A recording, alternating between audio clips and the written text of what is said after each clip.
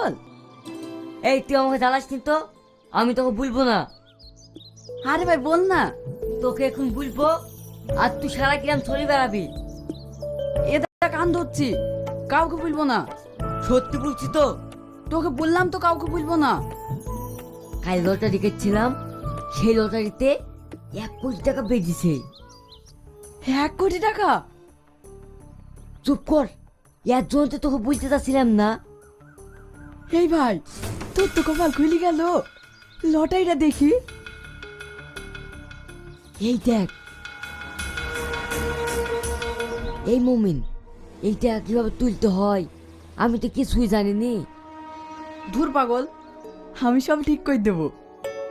তোকে আর কিছু করতে হবে না, যা করো সব আমিই করব। মানে